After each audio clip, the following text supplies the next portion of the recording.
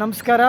Karnataka Kolar district Bangarapet ತಾಲೂಕಿನಿಂದ ನಾವು ನರಸಾಪುರಗೆ ಬಾಬಾ ಸಾಹೇಬ್ ಅಂಬೇಡ್ಕರ್ ಫಂಕ್ಷನ್ಗೆ ಬರೋ ದಾರಿನಲ್ಲಿ ಈ ದೇವಸ್ಥಾನ ಇದೆ. ಇಲ್ಲಿ ಈ ದೇವಸ್ಥಾನ ದರ್ಶನಕ್ಕೆ ಬಂದರೆ ಭಕ್ತಾದಿಗಳು ಇವರು ಬಂದಿದ್ದಾರೆ.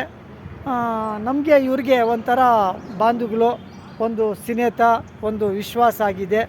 ಅದರಿಂದ ಇವರಿಗೆ ಸಹ ನಾನು ಮಾತಾಡೋದಕ್ಕೆ ಒಂದು ಇದು ಕೇಳ್ತಾ ಇದ್ದೀನಿ. ನಮಸ್ಕಾರ. ಹೇಳಿ ಸರ್, ನೀವು ಎಲ್ಲಿಂದ ಬಂದಿದ್ದೀರಿ? ನಮಸ್ಕಾರ. ನಾವು ಮಂಗಳೂರು, ದಕ್ಷಿಣ ಕನ್ನಡ ಜಿಲ್ಲೆ ಮಂಗಳೂರಿಂದ ಬಂದಿದ್ದೇವೆ. ಸಂತೋಷ. ಹೇಳಿ. ಹಾಗೆ ನನ್ನ ಮಗಳನ್ನು ನೋಡಲಿಕ್ಕೆ ಬಂದದ್ದು.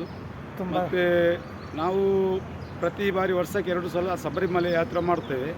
ಧನ್ಯವಾದಗಳು. ಅವರ ಮೂಲ ಸ್ಥಾನಕ್ಕೆ. ಹಾಗಾಗಿ ಇಲ್ಲಿ ಬರುವಾಗ ಇವರು ಹೇಳಿದರು, ಮಗಳು ಹೇಳಿದ್ಲು, ಇಲ್ಲಿಂದ ಅಯ್ಯಪ್ಪನ ದೇವಸ್ಥಾನ ಉಂಟು, ಹೋಗಿ ಬರುವ ಅಂತೇಳಿ. ಹಾಗೆ ನಾವು ಗಂಡ ಹೆಂಡತಿ ಇಲ್ಲಿ ಬಂದಿದ್ದೇವೆ. ಹಾಗೆ ನೀವು ಶಬರಿಮಲೆಗೆ ವರ್ಷಕ್ಕೆ 2 ಸರ್ತಿ ಹೋಗೋದು ಸಂತೋಷ.